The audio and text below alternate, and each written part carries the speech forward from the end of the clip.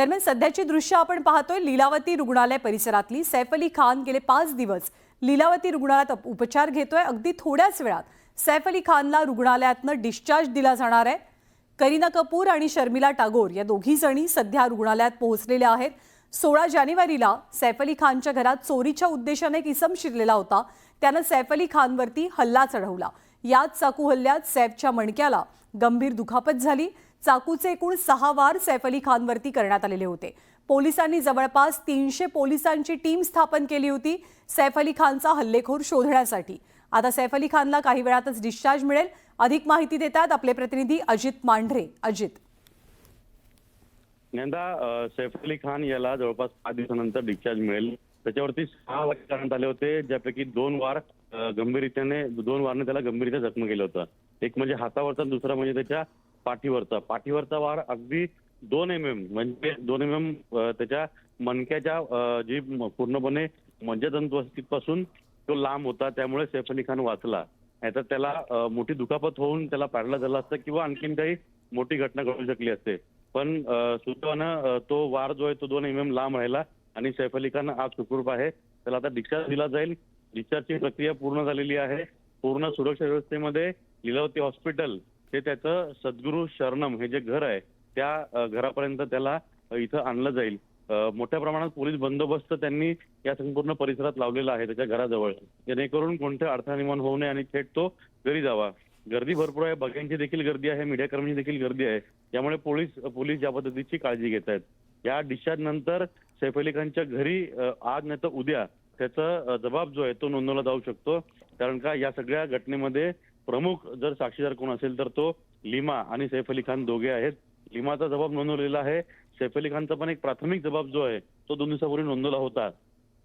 तर या घटनेमध्ये आणखीनही बऱ्याचशा अशा गोष्टी आहेत की ज्या जबाबामधून स्पष्ट होतील, जेणेकरून पोलिसांना कोर्टामध्ये ज्यावेळी ते त्यांची बाजू मांडतील किंवा हे प्रकरण चालवतील त्यावेळी ठोस पुरावे म्हणून त्यांच्या हाती या सगळ्या गोष्टी असतील।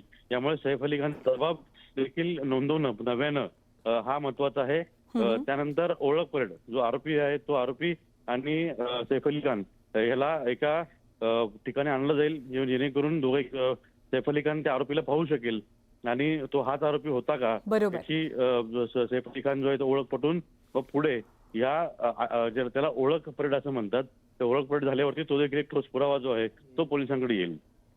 सैफ अली खानला डिस्चार्ज मिळाल्याची माहिती मिळते। 5 दिवस सैफ अली खानवर लीलावती रुग्णालयात उपचार सुरू होते आणि अजितने दिलेल्या माहितीप्रमाणे एकूण 2 जखमा या गंभीर होत्या आणि त्याच दृष्टिकोनातनं 5 दिवस सैफवरती उपचार केले जात होते। सैफला रुग्णालयातनं सुट्टी देण्यात आलेली आहे। थोड्याच वेळात सैफ अली खान त्याच्या घरी पोहोचेल। अजित, आणखी एक गोष्ट, ज्या हल्लेखोराला संशयित आरोपीला पोलिसांनी ताब्यात घेतलेला आहे, अटक केलेली आहे, त्याबद्दलची अधिक माहिती काय मिळते? हा आरोपी बांगलादेशमधून मेघालयातून पश्चिम बंगालमधला 12 ऑन्डिलिया तालुका छपरा जिल्हा नाडिया या जिल्ह्यामध्ये तो राहिला होता। तिथून त्याने एका जहांगीर शेख नावाच्या व्यक्तीच्या नावे ते सिम कार्ड घेतलेलं आहे, आधार कार्ड देखील बनवलेलं आहे, तिथंच त्याने ते बँक खातं उघडलेलं आहे।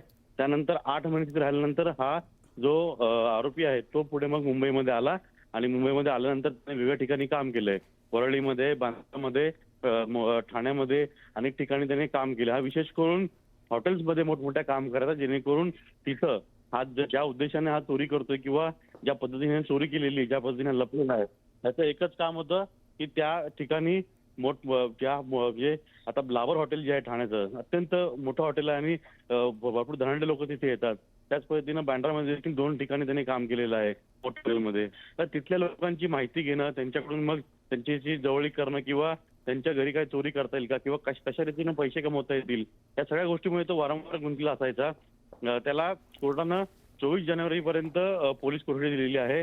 पहिल्याच दिवशी त्याची काल जेव्हा कोठडी संपली त्यानंतर साधारणपणे आज पहाटे त्याची पुन्हा रेकी केली गेली आहे, याने केली गेली होती ही गोष्ट देखील तपासलेली आहे पोलिसांनी। त्यानुसार त्यांनी नाट्य रूपांतर करून तो कसा इथं आला, कसा सैफच्या बंगल्या घरामध्ये शिरला, इथून तो कसा पळून गेला, बँड्रा जवळील जो लिंकिंग रोड आहे त्या ठिकाणी गेला होता, बँड्रा पोलीस स्टेशन तिथे गेला होता, लकी जंक्शन असेल, Bandra station, Dadar station, Andheri station असेल, वेगवेगळ्या ठिकाणी त्याला नेऊन त्या ठिकाणी तो कसा गेला, काय गेल्याचं पूर्णपणे रिक्रिएशन केलं गेलं, जेणेकरून हा एक महत्वाचा पुरावा आहे तो कोर्टामध्ये त्या ठिकाणी चांगला ठरतो आणि पोलिसांची बाजू चांगली पद्धतीने मांडता येते. तर या सगळ्या गोष्टीच्या आरोपी बाबतीत समोर येत आहेत. आरोपी हा अत्यंत सराईत गुन्हेगार वाटतोय. बांगलादेशचा रहिवासी असून तो इथं आला होता आणि तो फक्त इथं पैसे वाईट मार्गाने मोठे पैसे कमवून परत जाण्याची तयारीत होता आणि त्याकरता तो बांद्राच्या भागामध्ये गेली 13, 14, 15, 3 दिवस सतत फिरायचा आणि त्याला चतुर शरणम ही जी इमारत आहे ज्यामध्ये सैफ अली खान राहतो त्या इमारतीतले दोन्ही वॉचमन जे आहेत ते झोपलेले त्याला आढळले. बाजूच्या इमारतीतून उडी मारून त्या इमारतीमध्ये गेला. बरोबर आहे. याआधी सुद्धा त्यांना आणखी काही लोकांच्या घराची रेकी केल्याची सुद्धा माहिती मिळते, पण इथली सुरक्षा काहीशी ढिसाळ होती असं कळलं, लक्षात आलं आणि त्यानंतर त्यानं सैफच्या घरामध्ये शिरकाव केला. त्या पुढचा सगळा घटनाक्रम हा अर्थातच CCTV मध्ये कैद झालाय. तो त्याच्या चौकशीतनं समोर सुद्धा येतोय. अगदी 10 ते 12 मिनिटाचं अंतर, 12-15 मिनिटाचं अंतर आहे. लीलावती रुग्णालय ते सैफ अली खानचं घर. सैफ अली खानला रुग्णालयातनं डिस्चार्ज मिळालाय. सैफ रवाना झालाय आणि काही वेळातच तो आपल्या घरी सुद्धा पोहोचणार आहे. एकीकडे आपण दृश्य पाहतोय सैफ अली खानची गाडी रस्त्यावरनं पुढे जात असतानाची आणि दुसरीकडे त्याच्या घराबाहेर सुद्धा मोठा पोलीस बंदोबस्त तैनात आहे. अजित, याच मुद्द्यावरनं प्रश्न विचारायचा आहे की सैफ अली खानवरती झालेल्या हल्ल्याचा विचार करता पोलिसांनी अतिरिक्त सुरक्षा पुरवली आहे का? सैफ अली खानला असेल, त्याच्या कुटुंबाला असेल किंवा इमारतीला? हो, सैफ अली खानच्या कुटुंबाला त्याचप्रमाणे इमारतीला पोलिसांनी मोठ्या प्रमाणात बंदोबस्त लावलेला आहे आणि हा बंदोबस्त आता कायम राहील असं दिसतंय. एवढंच काय तर या हल्ल्यामुळे या परिसरामध्ये जे सेलिब्रिटी असतात किंवा महत्वाचे व्यक्ती आहेत, उद्योगपती आहेत, त्यांच्या देखील सुरक्षेचा प्रश्न ऐरणीवर आलाय. त्यामुळे पोलिसांनी त्या दृष्टीने देखील एक पॉइंट ऑफ सिक्युरिटी एक ट्रॅक तयार करून त्या ट्रॅकनुसार आपापल्या भागातील जे महत्वाचे माणसं आहेत त्यांचे पूर्णपणे पत्ता घेऊन त्यांचं सगळी इत्तमभूत माहिती ठेवून जसं काही पेट्रोलिंग केलं जातं या अनुषंगे पेट्रोलिंग करण्याचं देखील आता पोलिसांनी ठरवलेलं आहे आणि त्या दृष्टीने प्रत्येक पोलीस स्टेशनला ही कामगिरी दिली जाईल. तर आपल्या भागात राहणाऱ्या महत्वाच्या व्यक्तींच्या ठिकाणी रोज 2 टाइम पेट्रोलिंग करावी अशा पद्धतीचं जे आखणी आहे ती आता पोलिसांनी केलेली आहे. त्याचबरोबर जित आणखी एक महत्वाचा मुद्दा, या आरोपीनं पोलिसांना बरेच तास गुंगारा दिला. हा गुंगारा देण्यात तो यशस्वी नेमका का ठरला? गुंगारा म्हणजे तो घटना घडल्यानंतर देखील 4.5 तास याच सैफ अली खानच्या बंगल्याच्या आजूबाजूलाच होता. बाजूला गार्डन होतं, तिथे एक फुटपाथ होता, त्या फुटपाथवर तो थांबला होता. गार्डन मध्ये बराच काळ झोपला होता. तिथे त्यांनी कपडे बदलले. सकाळी तो इथून उठून 7:30 वाजच्या सुमारास बँड्रा स्टेशनला गेला. तिथून दादरला गेला. 8:30ला तो दादरला दिसतोय. मोबाईल दुकानामध्ये त्याने कव्हर घेतलं, हेडफोन घेतले. पुढे जाऊन नंतर मग तो ठाण्याला गेला. ठाण्यामध्ये मुळात हा गुंगार देण्यामध्ये यशस्वी ठरला. त्याचं कारण म्हणजे की हा नाव बदलून सतत राहत होता. याचा कुठला ठाव ठिकाण नव्हता किंवा याच्या ओळखीचे जवळचे व्यक्ती जे आहेत ते कोणच सापडत नव्हते. त्याने जो नंबर स्वतः जो बाळगत होता किंवा त्याच्याकडे नंबर जो आहे तो नंबर देखील पश्चिम बंगालमधील नाडिया जिल्ह्यातील छपरा तालुक्यातील एका जहांगीर शेख नावाच्या व्यक्तीचे नाव रजिस्टर आहे. त्यामुळे पोलिसांना ज्या ज्या घटनास्थळी पुरावे मिळाले किंवा ज्या गोष्टी तपासाच्या दृष्टीने मिळाले त्या सर्व गोष्टींमधून पोलीस जे डायव्हर्ट होत राहिले आणि त्यामुळे आरोपी जो आहे तो पळण्यामध्ये जास्त यशस्वी झाला.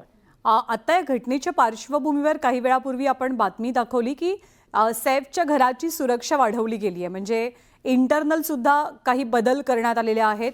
जो डक्ट एसीचा जिथून हा आरोपी आत शिरल्याचा तो आरोपी स्वतः सांगतोय, तिथे जाळ्या लावल्या गेलेल्या आहेत. बदल काय काय झालेत या परिसरात सैफच्या घरामध्ये या हल्ल्यानंतर? नंदा, मी तुला थोडा घटनाक्रम सांगतो म्हणजे त्यावरून आपल्या प्रेक्षकांना समजून येईल. ज्यावेळी आरोपी आला त्याला आरोपीला दोन्हीही वॉचमॅन झोपलेले दिसले. बाजूचे म्हणून त्यांनी आतमध्ये चढला. लिफ्टनं जाणं शक्य होणार नाही कारण लिफ्टचा आवाज येईल म्हणून त्याने पायऱ्यांच्या मार्गे जाणं त्याने पसंत केलं. वरती जाताना त्याने प्रत्येक ठिकाणी जे डोर जे आहेत म्हणजे एखाद्या फ्लोअरवर जाण्याकरता ज्या पायऱ्या असतात त्याचा डोर ओपन असतो, तर त्याला 10व्या माळ्यापर्यंत कुठला डोर जो आहे तो ओपन दिसला नाही. एवढंच काय तर त्यांनी जे डक्स असतात ज्याच्यामधून एसीचा पाईप जातात किंवा ड्रेनेजचे पाईप जातात असे जे डक्स ठेवलेले असतात त्या डक्सला त्याने तिथं बघितलं की बऱ्याच ठिकाणी काही लोखंडी जाळे लावलेले आहेत, काही ठिकाणी पॅक केलेलं आहे, काही ठिकाणी लोखंडी दरवाजे आहेत. पण 11 माळ्यावरती गेल्यानंतर त्याला लक्षात आलं की त्या 11 माळ्यावरचं एक डक जो आहे तिथे फक्त नायलॉनची जाळी लावलेली आहे आणि समोर वरूनच त्याला अगदी क्रॉसमध्ये वरच्या बाथरूमचं रिफ्लेक्शन जे लाईट लावल्याचं ते त्याच्या तिथे समोर पडलं. तर त्याने त्याच्यावरून अंदाज लावला कारण तो सराईत गुन्हेगार होता म्हणून त्याने अंदाज लावला की त्या डकवरून अगदी काही वरच्या ते 5-6 फुटच वरती बाथरूम असेल आणि त्या बाथरूमच्या ह्याच्यातूनच हे करत यंदा सैफ अली खान जो आहे त्याच्या घरी परत आलेला आहे हा, आणि हा. आपण जर दृश्यात पाहिलं हे सगळे जे आहेत ते सैफ अली खान हा जो आहे तो आता घरी आलेला आहे आणि सैफ अली खान मागच्या या गाडीमध्ये बसलेला आहे. आप देख रहे हैं किस तरह से भीड़ किस तरह से निकली है। उधर क्या है गाड़ी? यहाँ पर पहुंच चुके हैं। तर सैफ अली खान त्याच्या घरी दाखल झालेला आहे. सैफ अली खान